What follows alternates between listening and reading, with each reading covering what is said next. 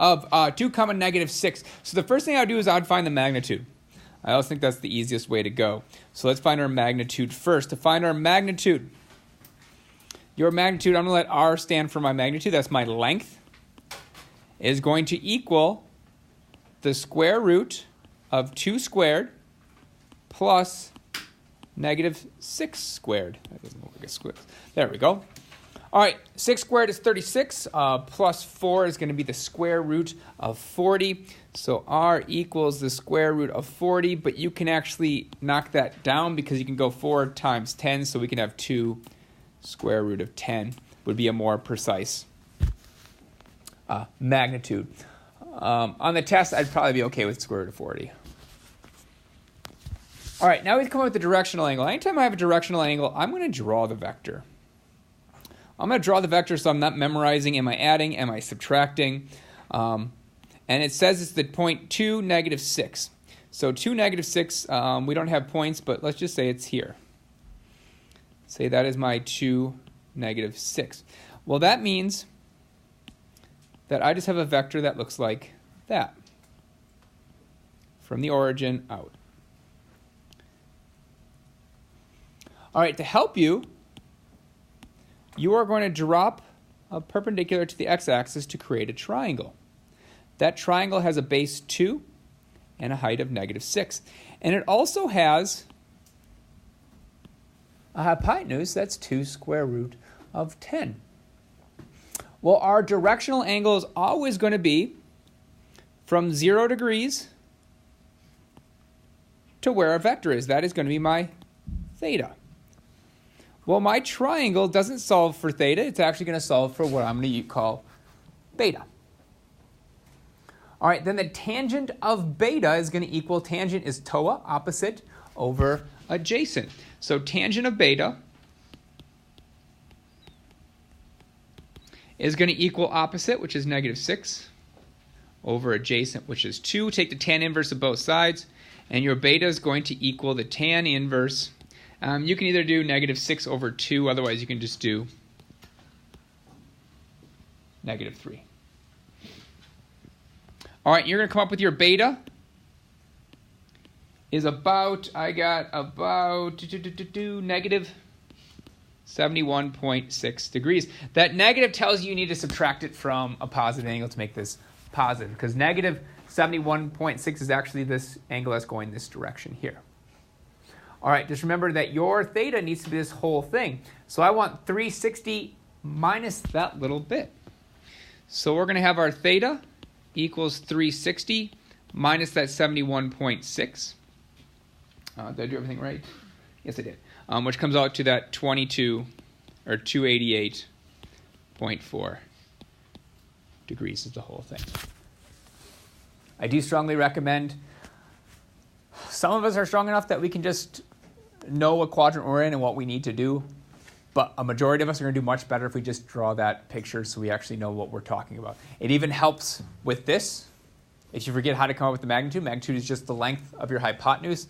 Well, it's a right triangle with side lengths negative 6 and 2. You did that in geometry. All right, you just did the a squared plus b squared equals c squared. All right, questions on the bell work? All right, then questions on the homework. Yeah, Mark. 75. 75 says, for each pair of vectors, find the magnitude and direction angle of the resultant. So it was mostly just this bell work that you had to do. That was the bulk of all of these. The only thing you had to do was you had to find the resultant. The resultant is just adding the two vectors together. So in this case, we had a vector that was 2, 3, because this is the point 2, 3. We also had a vector that was 6, 2. So you just added your two vectors together. So my horizontal components are 2 and 6, so 2 plus 6. And my vertical are 3 and 2, so I have 3 plus 2. And that is actually the vector I care about. That was the only vector we cared about. And if you forget what I mean by adding vectors, if you forget how to add these two vectors together, don't forget that you can also do the tip to tail method. And that is, you kind of run up this one, Let me highlight it in red. So you can climb up this vector, and then you can take this other vector and paste it on top there. Well, the other vector goes up to over 6. So we just need to go up to over 6, which the tip-to-tail method would look something like this, and it would have led you straight to that point as well. So you can do that visually, or you can just add the two vectors together using the rules from yesterday. Yeah? On like the test, do we have to show both ways of doing it? No. Or can we Pick one. Even if I tell you to draw it, so let's say I tell you to draw the two things added together, you can use this method to get that point, and then you can just attach that on and have it. Okay? You should be comfortable with either way-ish, but I'm not going to say show both ways on how you add this. I'm just going to say add the twos, get a resultant, and then find your magnitude and directional angle. All right, other questions? Hope. Number 79. Do we have problems with the resultant or the values afterwards? I got the magnitude. It's the direction. Okay. So let's go ahead and take a picture. So that means you got the resultant, right? Yeah. So you should have, when you added those two vectors together, one of my vectors was negative 4, 4. My other one was 3, 6. So the resultant should have been negative 4 plus 3, which got me that negative 1. And 4 plus negative 6 would give me negative 2. The magnitude would have just been negative 1 squared plus negative 2 squared, and take the square root of that quantity, which turns out to be square root of 5, but you said you got that. All right. If you look up here, it's really tiny, but you can see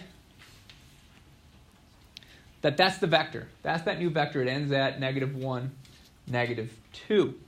Well, that little triangle there has a base of negative 1 and a height of negative 2. So if we look right here, this is my beta. That's what I'm going to solve for. I just listed it as alpha in this case. So I said tangent of alpha equals the opposite over adjacent, negative 2 over negative 1. Which is really taking the tan inverse of a positive 2, which equals 63.4 degrees. But don't forget, the angle that I'm looking for, our theta, is that whole thing right there. So that's going to be 180 plus that 63.4 to put it into that third quadrant.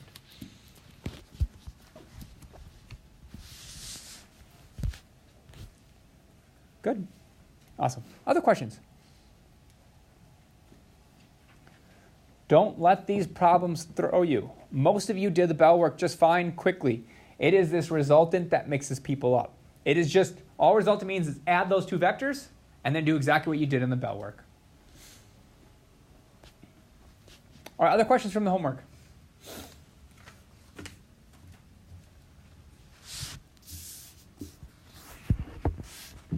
Okay.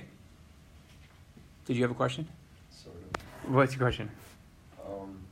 Well, I was just doing 77, Mm-hmm. and I got the angle for 71 point, or is 71.6 for the direction angle, and I subtracted that from 180.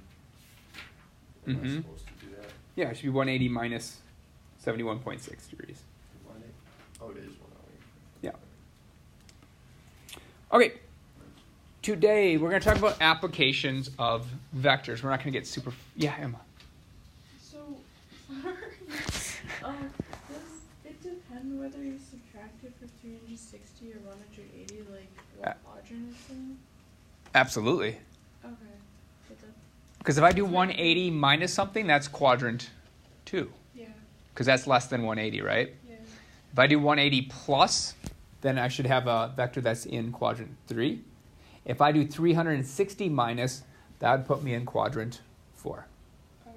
So if you're in quadrant 4, you should have 360 minus the number.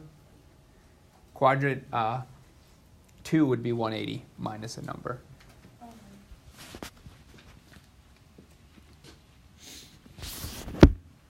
Any other questions before I actually start the lesson? Any questions now? Okay. We're talking about 2 draft horses in this problem. So there's 2 draft horses pulling on a tree stump with forces of 200 pounds and 300 pounds between them. So you just have 2 horses tied to a stump. Now they're walking in different directions and they're trying to pull on the stump to pull it out. If the angle between the forces is 65 degrees, so picture these 2 horses pulling on a stump. The distance between the ropes is 65 degrees. Then what is the magnitude of the resultant force? The resultant force is how much force is actually being applied to that stump. Because the horses are pulling in 2 different directions, you can't just add them together. It's not 500 pounds of force being applied to that stump. And a good way to think about that is if you have horses pulling in opposite directions, you're losing a whole bunch of force because you're pulling in 2 different directions on it. So the closer you get to them pulling in a straight line, the closer you get to 500 pounds. But as long as there is some angle between them, it's going to be less than 500 pounds. So the first thing we're going to do is we're going to draw kind of a mathematical picture of what's happening here using vectors. So we're going to have a stump, and we're going to have one horse pulling in one direction. We're going to have another horse pulling in another direction. And one of them is going to be 200, and the other one's going to be 300 pounds. So let's just make this, I just want it to be the exact same in each class. So I made this one my 200, and this one my 300 pounds. Is that the magnitude? That is the magnitude. That is the length of those lines. Yep. So the magnitude is that 200 pounds and that 300 pounds. It would be the magnitude is the length of those vectors. All right, we also know the angle between our 2 forces is 65 degrees. So this little angle right here is 65 degrees. All right, it says, then what is the magnitude of the resultant force? Well, the resultant force would be what happens when I add this vector to this vector, or this vector to that vector. So it's going to look something like this. So what I'm going to do is I'm going to do that tip to tail. Let's do it in blue. I'm going to make it a dashed line. So if I went out 200 and I added this to it, we're just going to add that vector on it. So we're going to go up. Boop, boop, boop. That's terrible. I'm just going to go light blue. So that is adding that 300 to right here. This would be if I added 200 right here.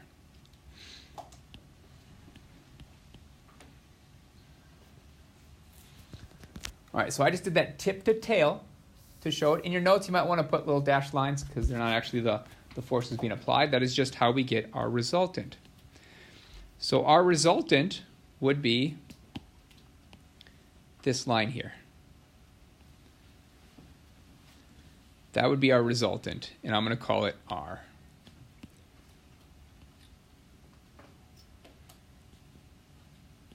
So that right there is my resultant. I just need to get that length.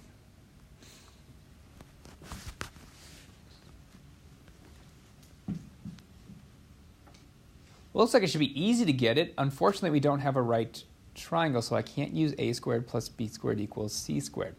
So that's out of the question. Now, if you can't use right triangle trigonometry, you have to look at the law of cosines and the law of sines. The law of sines is dependent on the fact that we know an angle and a side across from it. Now, I'm treating this as just the bottom triangle right now. I have a triangle that has a base of 200, and we have this other side is 300, and I need to find that missing r. To use law of sines, I need to know an angle and the side across from it. Well, I know the total is 65 degrees, but I don't know what this little sliver is. If I did, then we could use the law of sines. So we can't use the law of sines yet. I can't use the law of cosines because I don't have any angles. Is there an angle we could find for this triangle right here? Yeah. The corner angle would be 115. How'd you get 115? 180 minus 65. Correct. This angle here would be 115 degrees because this is a parallelogram. All of our sides are parallel. So these two are supplementary. Side note, supplementary means they add to 180. Yeah, Safa. Why can't you just use log cosine side? Because we don't have this side. Law of cosine side only works if you know all three sides. Oh. If we did, we'd be done. That'd be awesome. But we're going to have to use our law of cosines using that angle there. So those two angles are supplementary. Supplementary means they add to 180. All right, cool. So now we have an angle, and we have a triangle, and we are going to use the law of cosines. And that is because I have side, angle, side. Side, angle, side means use the law of cosines. So side, angle, side means law of cosines.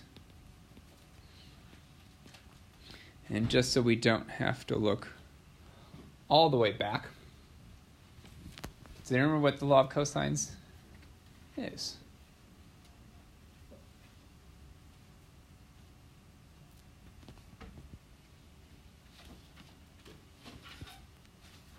Mary, you want to take a shot at it? I don't know if I'm right. We'll try it.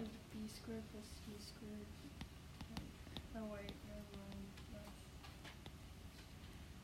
That's, No? A squared plus B squared minus C squared. Not quite. Mark? Is it minus 2AB cosine A? I'm running out of room. I gotta write smaller. Minus, you said 2A. 2AB cosine A. Or 2BC cosine 2BC. A. Yeah.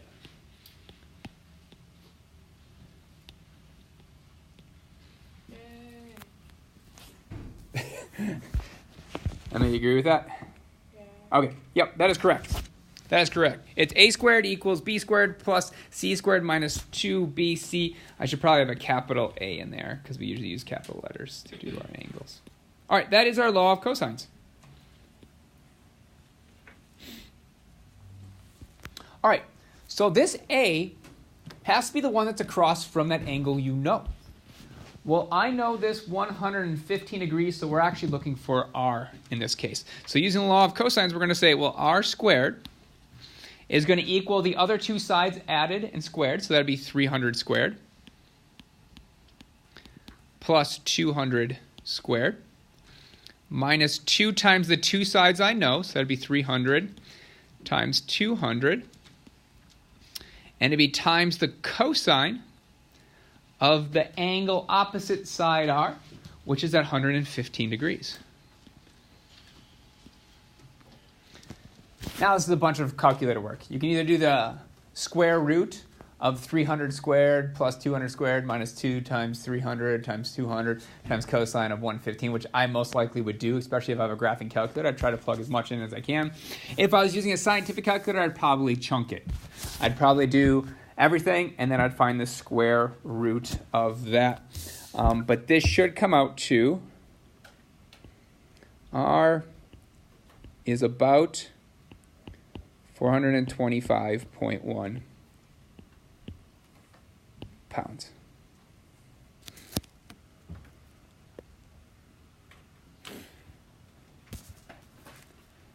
Is that correct? Did anyone confirm that? It works? Okay. Yeah.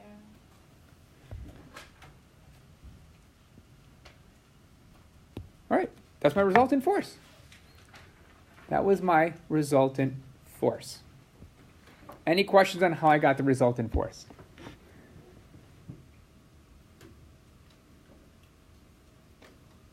Andrew, did you have a question? I didn't know. Okay. Oh, if you want to. All right, the next thing says, what is the angle between the resultant and the 200 and 300-pound forces. So let's focus on just the 200-pound force real quick. So we're going to have a triangle with the resultant on it. So we're going to have a triangle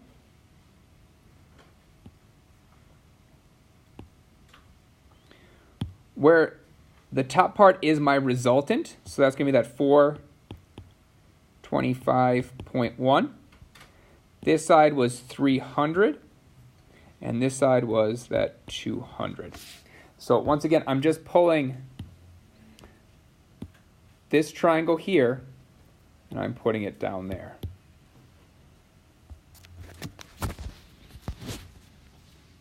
All right, I know one other fact about this. It has a 115-degree angle there. And I'm solving for the angle between. So let's go ahead and call that alpha.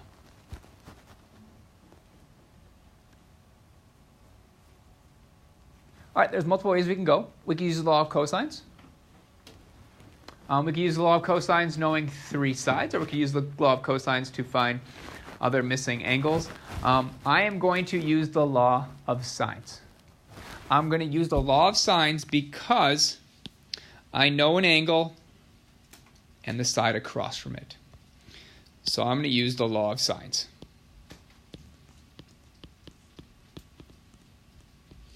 And just a reminder, the law of sines, I have a missing angle, so it'd be like sine of A over side A equals sine of B over side B. So in this case, I'm looking for that alpha, so I'll say the sine of alpha over the side opposite alpha is that 300. Equals the sine of the angle that I know, so that's 115. Over the side opposite that 115 is 425.1. Keep working our way down and multiply both sides by 300. And you come up with sine alpha equals 300 times the sine of 115 over that 425.1. Now I have to take the sine inverse of both sides to actually get what alpha equals. So alpha is going to equal the sine inverse of 300 times the sine of 115 over 425.1. Yeah, Mark. Sure. Which should come out to about 39.8, depending where you round it at.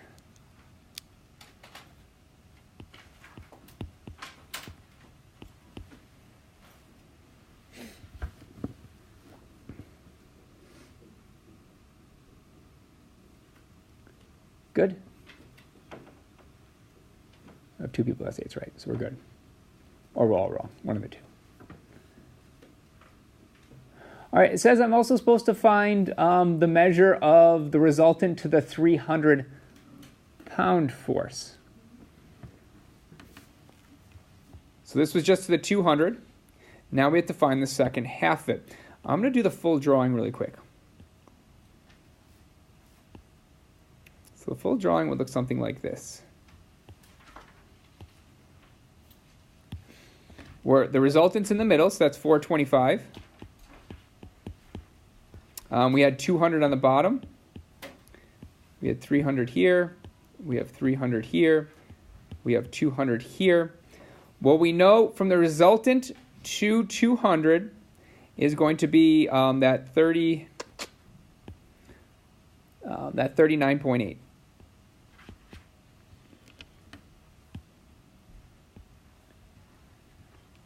And we also know that total angle. The total angle between the two forces was that 65 degrees. So our total should be 65 degrees. So to get that missing angle, I'm going to call it beta. To get that missing angle there, we just have to do 65 minus the 39.8, which equals 25.2 degrees. Mary. Okay, so with the first triangle, Mhm. the angle that's left is also 25.2. Is there like some geometry rule I forgot about that like explains those two being the same? Or is that just a coincidence? It would be alternate interior angles. Yeah. So by alternate interior angles, you remember that if it's parallelogram, they should also be 39.8. This one's also going to be about 115. Yeah. So can you just solve it by being 180 minus 39.8 minus 115? Yeah. Yep. I just don't want you guys to have to use the law of cosines or sines to get that missing angle when you have that way to do it. Mary's, when we were talking about alternate interior angles could get you there, but it was the exact same thing because you know how many angles are, the angles of everything. Yep. Questions on any one of these steps? I guarantee there will be one of these on the test. Guarantee it. And in fact, there's one of these on the final last year. I'm not saying I'm going to do it again. Each year the final's a little different, but last year I did pick one of these to make the final. Because it makes you do the law of cosines, it makes you do the law of sines, it makes you use vectors, and it makes you recognize angles in solving. All right, so there's a whole lot in this one process. But because of this one problem, you have to know the law of sines and you have to know the law of cosines for this test, for this one problem. So make sure you brush up on those again. All right, any questions for me? All right, just a reminder, test corrections are due on Friday. Otherwise, the rest of the time is for you to work. Note, there's only 3 of these 4 problems that I made you do, and the rest is kind of just review. It's vector practice to make sure you, because it's been a week since we did just regular vectors, so we'll have some just regular problems on that.